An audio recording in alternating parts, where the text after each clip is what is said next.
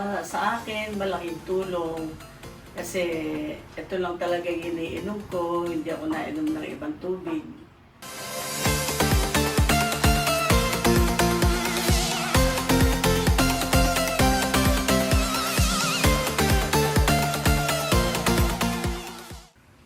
Hi, magandang umaga, o magandang hapon, o magandang gabi kung anong oras nyo man ito pinapanood. So, ngayon po nandito kami sa Sampaloc area sa napakagandang bahay po ni Mrs. Ramirez.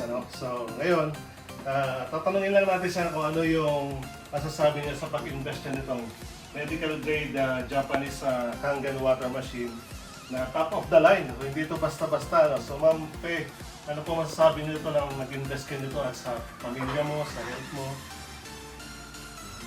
Sa akin, malaking tulong kasi ito lang talaga yung iniinom ko, hindi ako nainom ng ibang tubig.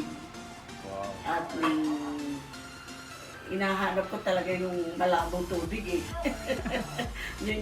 yun yung pagkawala ng ganun, namumroblema na ako bakit hindi lumalabo. Alam ko yun ang makakatulong sa health ko. Yung maraming active hydrogen. Oo. So, sulit naman po ba ito sa inyo, yung investment Sulit nito? na sulit. So, ito po ba ay pwede niyong i-recommend sa mga kakilala niyo, kamag-anak, kaibigan? Marami na akong kamag-anak na meron na rin. Wow. Ah, So, talagang gumagamit sila ng Kangen oo, water. oo. So, yan. So, as you can see po, ito yung tinest namin na through this na pH tester. Purple na purple. Ibig sabihin po, alkaline po talaga siya. At yung lumalabas po dito ay talagang fresh.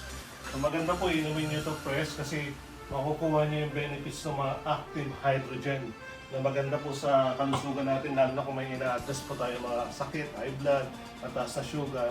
So kung wala pa po kayo nito sa inyong mga tahanan, sa inyong opisina, pwede rin po ito sa opisina, no? Mag-invest po kayo nito kasi napakaganda pong medical device from Japan. Pwede rin po ito sa mga pets natin, sa mga dogs, sa mga cats, kahit sa mga ibon. So maglalagay po ako ng website link dyan para puntahan nyo at malaman nyo kung gaano kaganda itong medical device na Kangen water from Japan.